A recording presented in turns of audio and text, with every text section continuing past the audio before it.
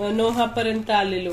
नोहानी कसा जलप्रलय झाला, नंतर मग कशा प्रकारे नोहाचं पतन झालं आणि कशा प्रकारे त्याचा एक मुलगा शापित झाला, ते सगळं आपण बघितलं. आता आज त्याच्याच पुढचं आहे. त्याच्या पुढचे 5-6 अध्याय आहेत, ते एकत्र सांगते तर ते समजतील आपल्याला. तर अब्राहमाच्या बाबतीतले ते सगळे अध्याय 5 अध्याय 11 ते आज उत्पत्ती 11 ते 15 पर्यंत आपण बघणार आहोत. तर ते सगळ्यात नोहाच्या मुलं 8 जण वाचले होते तारूमध्ये, आणि मग त्यांना मुलं मुलं मुलं होत गेली आणि खूप सगळ्या जगात पूर्ण पहिल्यासारखे लोक झाले. आणि मग सगळीकडे एकच भाषा होती त्या काळी. बाबेल येथील बुरुज ते सांगणार आहे मी आता. तर सगळीकडे एकच भाषा. आता आपल्या इकडे कसं इंग्लिश, हिंदी, पंजाबी, उर्दू, दुसऱ्या देशात वेगवेगळी फ्रेंच, जर्मनी, वेगवेगळ्या भाषा असतात तशा. पण पूर्वी अख्ख्या जगाची एकच भाषा होती. आणि मग त्यांना असं झालं की त्या लोकांना असं वाटलं की आता चला आपण सगळे एकत्र काय करू, मोठाच्या मोठा असं एक बुरुज बनू. बुरुज म्हणजे एक टॉवर बनू, की म्हणजे आपलं नाव आपण सगळ्यांना ओळखू यावे म्हणून खूप आकाशापर्यंत जाणारा असा आपण एक छान मोठा टॉवर बनवू. चांगलं एकदम दगडाने पक्क्या विटा भाजू आणि सगळं विटा डांबर हे ते सगळं हे करून पक्का एक काय करू, टॉवर बांधू एकदम उंच, की जो आकाशापर्यंत उंचच उंच जाईल असा टॉवर बनू, बुरुज बांधू. मग आपण कुठेही असलो तरी आपल्याला बरोबर एकच ठिकाण, आपली कुठेही पृथ्वीवर पांगापांग होणार नाही असं एक टॉवर बनू. मग हे सगळे लोक काय झाले, एकत्र झाले, सगळं सामान आणलं आणि उंचच्या उंच तिथं सगळा तो बुरुज बांधत होते, टॉवर बांधत होते. आणि तिथं ते बघण्यासाठी वरून स्वर्गातून खाली परमेश्वर उतरला तिथं.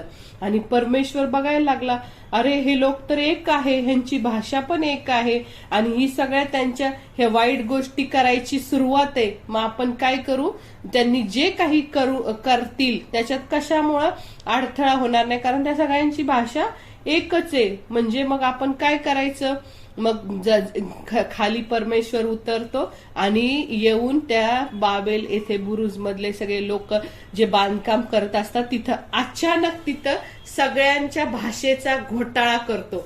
काय करतो देव, भाषेचा घोटाळा करतो. आणि मग ते त्यांना कळतच नाही. ज्यावेळेस ते बांधत असतात तर तो समोरचा माणूस काय म्हणतोय तो दुसऱ्याला कळत नाही, दुसऱ्याला तिसऱ्याचं कळत नाही, तिसऱ्याला चौथ्याचं, असं करून सगळ्या लोकांच्या भाषा वेगवेगळ्या. कुणी काय बोलतंय ते दुसऱ्याला कळत नाही. कुणी तेलुगू बोलतंय, कुणी सगळं इब्री बोलतंय, कुणी हे बोलतंय, कुणी ते बोलतंय, असं सगळा भाषेचा तिथं गोंधळ घोटाळा करून टाकतो देव. आणि मग अशा प्रकारे जे जे एका भाषेचे ते एक साईडला झाले, दुसऱ्या एका राज्यात गेले, मग दुसऱ्या भाषेचे दुसऱ्या राज्यात, तिसऱ्या भाषेचे तिसऱ्या राज्यात, असं करून तिकडं ते सगळे लोक पृथ्वीवर अख्ख्या पांगले. आणि अशा प्रकारे परमेश्वराने पहिल्यांदा तिथं उतरला आणि तिथं काय केलं, आधी तर ते जलप्रलय केला नोहाच्या वेळेस 40 दिवस 40 रात्र. आणि आता हे लोक सगळे एक होऊन काहीतरी परमेश्वराविरुद्ध, म्हणजे तिथं ते गर्व करू लागले.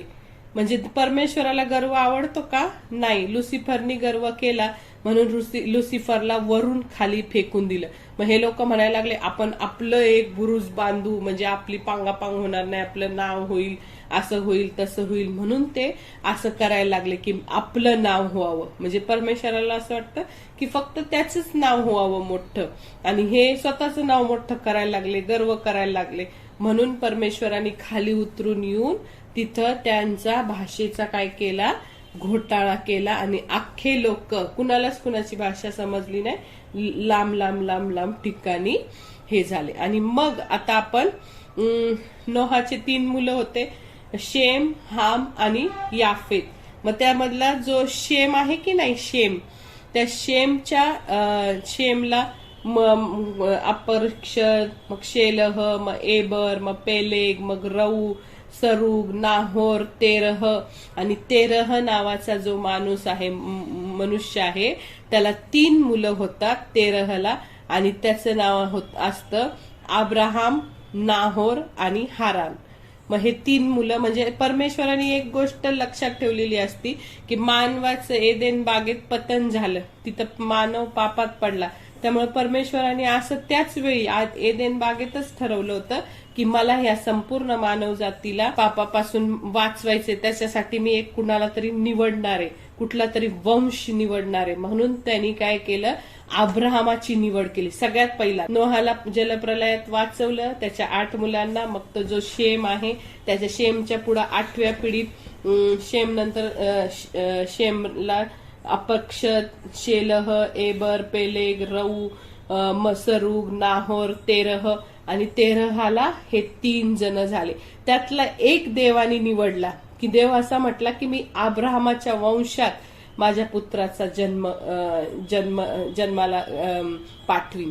कुणाच्या वंशात? अब्राहमाच्या. मग त्याला देवाने अब्राहमाला निवडलं की तुझा वंश जो पुढं जाणार आहे आणि त्याच्यात मी माझ्या मुलाला ह्या पृथ्वीवर पाठवणार आहे. मग देवानी त्या अब्राहमाची निवड केली. मग अब्राहमाचा जो काही भाऊ आहे हारान, तो हारान काय झाला, वारला. आणि म्हणून मग त्या हारानाचा मुलगा असतो लोट, अब्राहमाचा पुतण्या. आणि मग तो काय करतो, तिथं त्यावेळेस तिथं सारखे दुष्काळ पडत असतात. तर मग ते अब्राहम, त्याची बायको, नंतर मग सगळे त्याचे अब्राहमाचे वडील, नंतर मग त्या हारानाची जी कन्या आहे ते असे सगळे मिळून ते तिथं कनान देशात जायला निघतात. आणि तिथं येऊन हारान ह्या देशामध्ये ते राहतात. आणि मग तिथं बराच वेळ हारान हे ते राहतात आणि तिथं त्याचे वडील हे ते मरण पावतात. आणि मग देवाने अब्राहमाला निवडतो आणि देव अब्राहमाशी बोलतो. देव म्हणतो, अब्राहमा, तू काय कर, आता इथं तुझे सगळे नातेवाईक आहे, तुझे वडील आहे, तुझ्या वडिलांचे मुलं म्हणजे तुझे भाऊ आहेत, भाऊजय आहेत, त्यांची मुलं आहेत, सगळे नातेवाईक, तुझी इस्टेट, तुझं घर दार, तुझे सगळे प्रॉपर्टी, शेतीवाडी, कळप, हे ते सगळं तू काय कर, सोडून दे. देव त्याच्याशी बोलतो. देव काय म्हणतो त्याच्याशी, अब्राहमा, तू आपला देश, आपले नातेवाईक, आपलं बापाचं घर, आपली संपत्ती सगळं सोड आणि मी जिथं दाखवल त्या देशात तू काय करायचं, जायचं. आणि मग तो अब्राहम म्हणतो, ठीक आहे देवा. मग तो म्हणतो, देव त्याला म्हणतो, मी तुझ्यापासून एक मोठं राष्ट्र निर्माण करीन, मी तुला आशीर्वादित करीन, मी तुला आशीर्वाद देईल, मी तुझं नाव मोठं करीन, जे तुझं वाईट चिंततील त्यांचं मी वाईट करील आणि जे तुझं चांगलं करतील त्यांचं मी चांगलं करील. असं तो देव काय करेल, देव काय करतो, अब्राहमाला आशीर्वाद देतो आणि म्हणतो, तुझ्याद्वारे पृथ्वीवरील सगळे कुळं काय होतील, आशीर्वादित होतील. म्हणजे तू सगळ्यांना आशीर्वादित करशील तुझ्यापासून. म्हणजे अब्राहमाला निवडलं. आणि मग अब्राहम कसा, अब्राहमाला 5 वेळा 6 वेळा परमेश्वर कशा प्रकारे दर्शन देऊन त्याच्याशी बोलतो ते आज आपण शिकणार आहोत. मग अब्राहमाला तो तसं म्हणतो, तू तुझा देश, तुझे नातेवाईक सगळ्यांना सोडून मी सांगल त्या देशात तू निघायचं. आणि मग तो त्याची आज्ञा पाळतो. त्याला काहीच माहित नसतं. त्याला किती अवघड आहे. आपल्याला जर कोणी सांगितलं तुमचं देश, तुमचं घर, तुमची प्रॉपर्टी सगळं सोडा आणि चालत फिरा, नुसतं सरळ जा, चालत राहा, नुसता तुमचे थोडे प्राणी घ्या आणि तुमचं सामान घ्या, नुसतं चालत राहा, मी सांगल तसं चालत राहा. त्याच्याकडे ना मॅप होता ना त्याला काही सांगितलं होतं, काहीच नाही. तो म्हणतो, ठीक आहे प्रभू, तू सांगशील तसं मी करतो. आणि मग तो जायला निघतो. आणि मग तो जायला निघतो तर ते कनान देशात येऊन पोचतो. कुठे येऊन पोचतो? कनान देशात. आणि कनान देशामध्ये येऊन पोचला की परत दुसरं दर्शन देव अब्राहमाला बोलतो. पहिल्यांदा तर त्याला निवडलं, ते सांगितलं की तुला मी आशीर्वादित करणार आहे, मी तुझ्यापासून एक राष्ट्र करणार आहे, हे पहिलं दर्शन. आणि आता दुसरं दर्शन अब्राहमाला असं म्हणतो की बघ, तो कनान देशात पोचतो की नाही, तर त्याला तो म्हणतो की बघ, हा जो कनान देश आहे तो 4ही बाजूने फिरून बघ, सगळीकडे बघ, मी हा कनान देश काय करणार आहे, तुझ्या संतानाला, तुझ्या मुलांना हा कनान देश मी देणार आहे. म्हणून असं तो परमेश्वर त्याच्याशी बोलतो, हे दुसरं दर्शन. आणि मग अब्राहम तिथं खूप मोठा दुष्काळ पडतो कनान देशात. म्हणून मग ते अब्राहमाला वाटतं की आता आपण खूप दुष्काळ मोठा कडक आहे, आपल्याला खायला मिळतं की नाही, म्हणून आपण मिस्रामध्ये जावं. मग ते चालत जात असतात एका ठिकाणावरून दुसऱ्या ठिकाणी. म्हणून मग तो चालत चालत चालत त्यांनी कुणाला घेतलेलं असतं, आपला पुतण्या लोट, त्या लोटाला घेतलेलं असतं. आपली बायको सारा, अब्राहमाची बायको सारा आणि लोट ह्यांना घेऊन तो चालत चालत जातो. मग पहिल्यांदा कनानमध्ये येतो, परमेश्वर त्याच्याशी बोलतो आणि मग तिथं दुष्काळ पडतो. कनानमध्ये राहत असतो तेव्हा मग मिस्रात जातो, मिसर देशात. आणि मिसर देशात जाऊन राहतो आणि तिथं जायला लागतो. तर मग तिथलचा जो राजा आहे ना, फारो, तो वाईट असतो आणि त्याला जर कुठली सुंदर स्त्री बघितली तर तो तिला नेतो त्याची बायको करायला. म्हणून आता ही सारा खूप सुंदर होती. म्हणून मग त्याला वाटलं अब्राहमाला की तू जर माझी बायको आहे असं सांगितलं तर ते मला मारून टाकतील आणि तुला बायको करून टाकतील. म्हणून मग आता असं कर तू, जर आपल्याला कुणी पकडलं तर सांगायचं की मी ह्याची बहीण आहे, म्हणजे माझा जीव वाचला. असं म्हणजे अब्राहमाला खोटं बोलायची सवय होती, हे ह्याच्यामध्ये दिसतं. आणि मग जेव्हा तो खरंच तसं होतं, ते जेव्हा मिसर देशात जातात तर त्या फारोचे जे नोकर आहेत ते त्या फारोला जाऊन सांगतात की ती स्त्री खूप सुंदर आहे. आणि ते सगळं लगेच तो फारो काय करतो, राजा त्या अब्राहमाच्या बायकोला साराला त्यांच्या घरी नेऊन ठेवतो. म्हणजे फारोच्या घरी नेऊन ठेवतात. कुणाला? साराला. ना अब्राहमाला एकट्यालाच इथं घरात राहतो तो. आणि मग आता त्यांना काही कळत नाही. मग आता बघा, तिथं अब्राहमाने देवाला प्रार्थना सुद्धा नाही केली की देवा माझी बायको त्या राजाने घेऊन गेलाय, आता मी काय करू, अशी काहीच प्रार्थना करत नाही तो. देवानीच काय करतो, देवानी जर एखाद्याला निवडलं ना तर देव कशा प्रकारे त्याला सहाय्य करतो बघा. आता बघा, तो तिथं जाऊन ती फारोच्या राजवाड्यात जाती सारा आणि हा इथं असतो. आणि मग परमेश्वर काय करतो, ते फारो आणि त्याच्या सगळ्या लोकांना इतक्या पीडा येतात, खूप त्यांना खूप आजार यायला सुरुवात होती. आणि मग परमेश्वर एक दिवस त्याच्याशी बोलतो की ही जी बायको, ती स्त्री तू आणून ठेवली, ती एका पुरुषाची बायको आहे, तू तिला लगेच सोडून टाक आणि तू तिचं चांगलं कर. आणि मग त्याने तिथला काही केलेलं नसतं. मग ती स्त्री तो नेऊन त्या अब्राहमाला देतो आणि म्हणतो तू असा का वागलास माझ्याशी, मी काय केलंय, तू का नाही सांगितलं ती माझी बायको आहे. मग अशा प्रकारे तो त्याला जे काही भरपूर उंट, गाढव, दासी, मेंढरे, बैल, गाढव हे सगळं बक्षीस देतो. का तर नाही का, नुकसान भरपाई सारखं, तिला राजवाड्यात ठेवलं म्हणून. मग त्याची नुकसान भरपाई म्हणून त्याला सगळं देतो आणि त्याला वाटेस लावतो. आणि मग अशा प्रकारे तिथं म्हणजे देवानी निवडलेले लोक आहेत, त्यांनी प्रार्थना नाही केली तरी, अब्राहमाने काहीच प्रार्थना नव्हती केली की देवा माझी बायको मला परत आणून दे. देवानी त्याला निवडलं होतं म्हणून ह्याच्या राजाच्याच घरात एवढ्या पीडा आल्या, एवढे दुःख आले, एवढे आजार आले. आणि तो राजाशी बोलतो देव आणि स्वतःहून त्याच्या बायकोला आणून ठेवतो. आणि मग थोड्या दिवसांनी असं होतं की अब्राहम खूप एवढा देव त्याला आशीर्वाद देत असतो की तो खूप श्रीमंत होतो. श्रीमंत म्हणजे पूर्वीच्या काळची, जे आता जर सगळ्या गाड्या बघा, 4 व्हीलर ज्या असतात ना, BMW 50 लाखाची, 80 लाखाची, तशी तेव्हाची एक जनावर म्हणजे एक गाडी 4 व्हीलर असं होतं. म्हणजे त्याच्याकडं हजारो ते उंट, गाढव, मेंढर, बकऱ्या, गाय, बैल हे सगळं त्याचं होतं. म्हणजे एक एक एक एक प्राण्याची किंमत केवढी होती, म्हणजे तो खूप श्रीमंत होता. आणि तो देव त्याला बरकत देत होता आणि तो आशीर्वादित होत होता. आणि मग नंतर त्याची मेंढर, त्याची सगळे गुरढोरं एवढी वाढली. आणि त्याचा पुतण्या होता की नाही, भावाचा मुलगा, त्याचा भाऊ वारलेला असतो आणि त्याच्या पुतण्यावर खूप प्रेम असतं. म्हणून मग तो त्या लोटाला पण घेऊन निघतो ज्यावेळेस. मग तो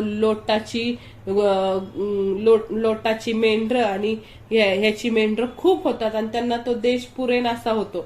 मग काय होतं, त्या दोघांचे जे गुराखी असतात की नाही, मेंढपाळ, त्यांची भांडणं होतात, तू इथं का आला, मी इथं का आलो, तू जा तिकडं, हे करून अशी सारखी त्या लोटाच्या आणि अब्रामाच्या गुराख्यांची भांडणं व्हायला लागतात. आणि मग दुसरे लोक पण हे बघायला लागतात त्या देशातले. ते अब्रामाला वाटतं की नाही, हे दुसरे लोक आपल्यातली भांडणं बघतात, हे बरोबर नाही. मग अब्राहम त्याला म्हणतो, कुणाला, त्याच्या पुतण्याला लोटाला म्हणतो की बघ लोट, इथं तुला सगळा सगळा पूर्ण परिसर तुझ्यासाठी, सगळा देश तुझ्यासाठी रिकामा आहे. तू जर पूर्वेकडे गेला तर मी पश्चिमेकडे जाईल, तू उत्तरेकडे गेला तर मी दक्षिणेकडे जाईल, तू जिथं जाशील त्याच्या विरुद्ध दिशेने मी जाईल. आपल्याला हा देश पुरत नाही, आता आपण काय करू, वेगळं होऊ. आणि मग तो लोट जरा स्वार्थी असतो. त्यांनी काय करतो, यार्देनाच्या जवळ एकदम हिरवगार पाण्याचा प्रदेश, जिथं भरपूर हिरवळ आहे, तेव्हा पाणीच लागायचं ना जनावरांना, शेतीला. मग तिथं तो काय करायचा, त्यांनी बघितलं आणि तो म्हणतो ठीक आहे, मी त्या ठिकाणी तिथं जातो, यार्देनेच्या तळवटीपाशी. आणि मग तो ते दोघं लोट तिकडे जातो आणि मग हा काय करतो, अब्राहम त्याच्या विरुद्ध दिशेला जातो. अशा प्रकारे त्या अब्राहमाला तो काय करतो, त्याच्या असं तो स्वार्थी नसतो, म्हणजे तो देवात असतो की नाही. मग तो स्वार्थी होता का अब्राहम, तो म्हणतो का त्या लोटाला की नाही, आता तू ना तो हिरवळीचा प्रदेश मी घेणार, तू कशाला तिथं जातो, तर तो काही नाही म्हणत. तो म्हणतो जा, तुला जिथं जायचं तिथं जा, मी त्याच्या विरुद्ध दिशेला जातो. मग जो देवाचे लोक असतात, आपल्याला हे दिसून येतं की ते स्वार्थी नसतात. आणि मग ते एकच पॉइंट राहिला आता सांगायचा. आणि मग लोट जेव्हा त्याच्यापासून वेगळा जातो अब्राहमापासून, तेव्हा परमेश्वर पुन्हा त्याला दर्शन देतो आणि त्याला म्हणतो की तू उत्तरेकडे, दक्षिणेकडे, पूर्वेकडे, पश्चिमेकडे सगळीकडे दृष्टी लावून बघ, आणि तुला जो हा संपूर्ण देश दिसत आहे तो मी तुला आणि तुझ्या संततीला, म्हणजे तुझ्या मुलांना मी काय करणार आहे, देणार आहे. तू बघ किती मोठा देश आहे हा. आणि मग असं तो म्हणतो मी देणार आहे तुझ्या संततीला. आणि मग त्यावेळेस हा लोट कुठं राहतो, सदोम आणि गमोरामध्ये जाऊन हा लोट तिथं वस्ती करायला लागतो. आणि मग तिथं सदोम गमोरावर 4-5 वेगळे राजे येतात आणि ते सदोम गमोराचे राजे पळून जातात एकदम. आणि तिथं मग ते दुसरे राजे जे 4-5 सदोम गमोरावर येतात, ते दुसरे राजे काय करतात, त्या लोटाला, त्याच्या सगळ्या घराण्याला, पत्नीला, बायको, मुलं, त्याच्या सगळ्या माणसांना, नोकरांना, त्याच्या सगळ्या संपत्तीला घेऊन जातात ते राजे. आणि मग अब्राहमाकडे कोणीतरी येतं सांगायला, अरे तुझ्या भावाचा मुलगा तो लोट आहे की नाही, त्याला त्या राजांनी काय केलं, पकडून नेलं. त्या राजांनी त्याची सगळे बायका, मुलं, लोट आणि त्याची सगळी जनावरं, सगळं संपत्ती सगळं त्याला घेऊन त्या राजांनी त्याला घेऊन गेला. आणि मग अब्राहमाला एकदम वाईट वाटलं. आणि मग अब्राहम इतका श्रीमंत होता, त्याच्या घरी त्यांनी 318 बॉडी बिल्डर, जे बाउन्सर असतात ना एकदम, ते एकदम ताकदवान स्ट्रॉंग लोक, जे सैन्यात भरती करणारे सैनिक कसे असतात तसे एकदम ते लोक त्यांनी स्वतःच्या घरात भारी भारी त्यांना खायला घालून आणि कसरत करून, व्यायाम करून, ते जे 318 त्याचे नोकर, ते जे होते ना दास, ते ठेवले होते. आणि त्यांना घेऊन 318 त्या राजांवर चढाई करून जातो. आणि ते लढाई काय करतो, खूप एवढं त्या 4 राजांच्या मागं लागतो. आणि त्या सगळे आपले लोट, त्याची बायको, त्याची मुलं, त्याची जनावरं, त्याची संपत्ती सगळं पुन्हा घेऊन अब्राहम पुन्हा येतो. आणि मग अशा प्रकारे म्हणजे देव जिथं जिथं अब्राहम जाईल तिथं तिथं त्याला यश आणि बरकतच देतो. आणि जेव्हा तो येत असतो माग सगळी संपत्ती घेऊन, म्हणजे तिथं सदोमाचा राजा जो पळून गेलेला असतो, शावेखिंड, शालेमाचा राजा मल्कीसदेक, आणि हे तिथं त्याला सामोरे येतात. मग शालेमाचा राजा मल्कीसदेक म्हणजे खुद्द प्रभू येशू ख्रिस्त त्याची भेट घ्यायला तिथे येतो, द्राक्षरस आणि भाकरी घेऊन. तर अब्राहमाला भेटायला तिथं प्रभू येशू ख्रिस्त परात्पर देव अब्राहमाला आशीर्वाद देतो आणि म्हणतो की तेव्हा तो काय करतो अब्राहम, तेव्हा दशमांश देण्याची नियम नव्हता, आज्ञा नव्हती, तरी तो काय करतो, त्यांनी जे लुटून आणलेलं होतं त्याचा 10वा भाग त्या शालेमाच्या राजाला म्हणजे येशू ख्रिस्ताला 10वा भाग देतो आणि मग तो सदोमचा राजा तिथून येतो, डोंगरात पळून गेलेला असतो तो म्हणतो मालमत्ता तुझ्याकडे ठेव, त्या राजांपासून लुटून आणणारी, आणि माणसं मात्र मला दे. तर तो म्हणतो नाही. बघा, जे देवाचे लोक असतात ते स्वार्थी लोभी नसतात. ते म्हणतात नाही, मला काही नको. अब्राहम काय म्हणतो, मला काही नाही पाहिजे, मला तुमचा एक सुतळीचा तुकडा सुद्धा नको. माझ्या माणसांनी जेवढे जेवले तेवढं बास झालं, आणि उद्या असं तुम्ही म्हणायला नको की माझ्यामुळं अब्राहम श्रीमंत झाला, तिकडून आणलेल्या लुटीमुळं अब्राहम श्रीमंत झाला, असं कुणीही मला बोलायला नको. माझ्या लोकांनी जेवढं अन्न खाल्लं तेवढं बास. आणि अशा प्रकारे अब्राहम 85 वर्षाचा होतो तरी त्याला मूलबाळ होत नाही. इथपर्यंत आपण 14व्या अध्यायापर्यंत बघितलं.